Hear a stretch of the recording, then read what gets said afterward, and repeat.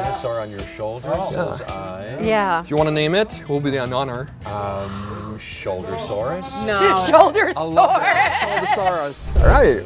I like to start the interview getting to know a little bit more of your taste when it comes to movies, because I feel that both Jurassic Park and Jurassic World embody what we all love about watching a film. You know, to feel terrified, excited, sad, or just to feel something.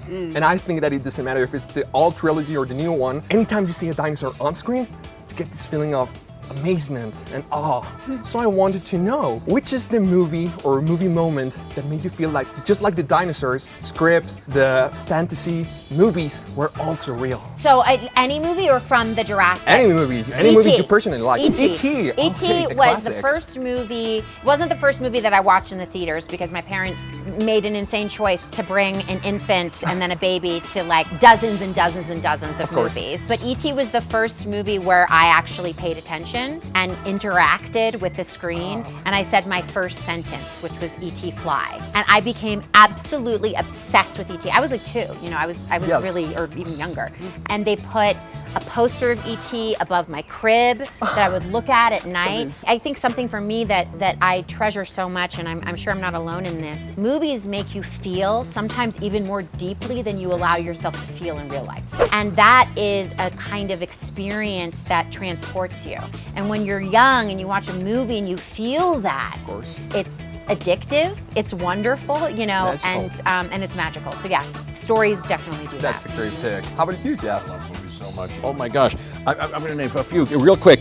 Journey to the Center of the Earth, James Mason, Pat Boone. At the end of the movie, I don't want to spoil anything if you haven't seen it, he steps on what he thinks is a log. It turns out to be a giant dinosaur that's under the earth. I thought that was thrilling. Then I wanted to see King Kong versus Godzilla. It was very primitive if you've ever seen that, but I couldn't wait to see that. I went crazy for that. Then Jason and the Argonauts, Ray Harryhausen. I love that. Then Gigo. You don't know it. It was the first movie. Jackie Gleason played this guy. It was the first movie I ever cried in. I was very young, but at the end of the movie, he attends his own funeral. He watches from behind a tree. People don't, he's okay, but they think he's died, and they love him more than they ever told him. And he's there, and he's crying. And when I saw that, and that was the first one. Anyway, those are a few. I love movies. Great picks. I love movies with a great transformation. What the core of it is psychological, so I'm gonna say The Fly. Because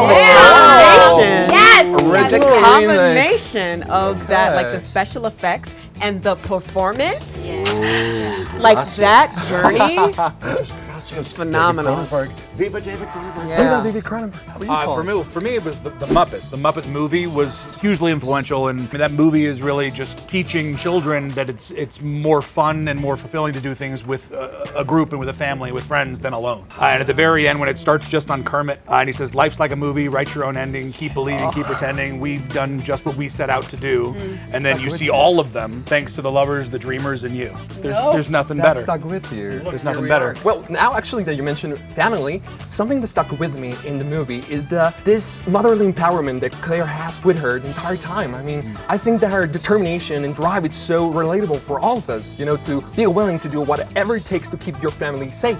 Yeah. So on that note, I was wondering if maybe you can tell me what's the biggest or craziest act of love that a family member showed to you that you never forgot? Oh my goodness, that is such an incredible question. I think my mother was just incredibly sacrificial. You know, it's something that as a child, you like, yes, you do take it for granted because there's a certain sense of entitlement to children, just innately, it's inevitable. But the older I get and the more stories I hear from my mother and the more I recognize her level of protection of the very sensitive little girl I was, I'm just very grateful. It's above and beyond. She's my superhero for sure. Two things occurred to me. My dad, I was in a play, and he was not used to being emotional. But I was in a play called City Sugar. After it was over, he came backstage, he burst into tears and threw his arms around me. It was unusual and memorable and impactful. And then just before I left for this trip, River, our youngest boy, 5, walked me to the door and said, I whispered in my ear, "I love you, Dada." just killed me. Tell you there on the spot. Speaking of the power of fatherhood and fathers, when I was a kid, I had a goldfish that I had won at like a fair, and I brought this goldfish home, and it died a couple days later, and it was the saddest thing that had ever happened. And then the next morning, I went in to go to the bathroom, and the goldfish was swimming in the bowl, and I was confident for a long time that the goldfish, we flushed it down the toilet, and that it had come back up and actually was alive and not dead. And then we had that goldfish for a year after that. And when I was like 25, I had this, and I called him up. I was like, "You bought another goldfish?"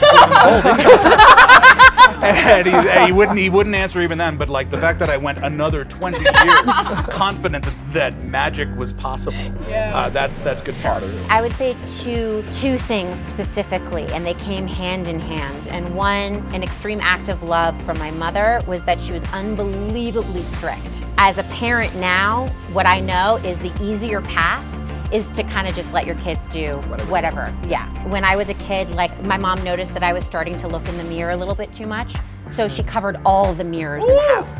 All of them. I was afraid of snakes, like deathly afraid of snakes when I was 5 years old. And so for my birthday, she gave me a pet snake. And so I think she made these choices that were always the harder choice to make.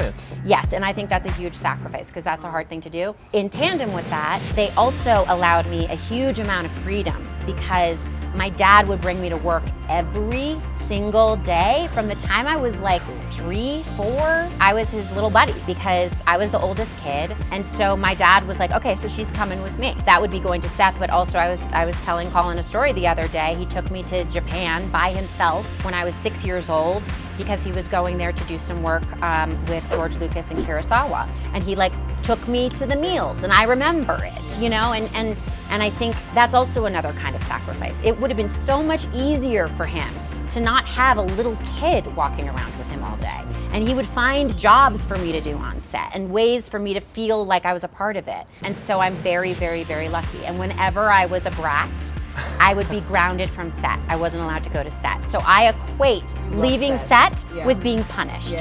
So I love being on set. Oh God, this is so emotional. Thank you so much for taking the time for talking with me. I love your questions. Yeah, let's get a picture. Oh yeah, for sure. Let's get a picture. Run! See? Not so bad.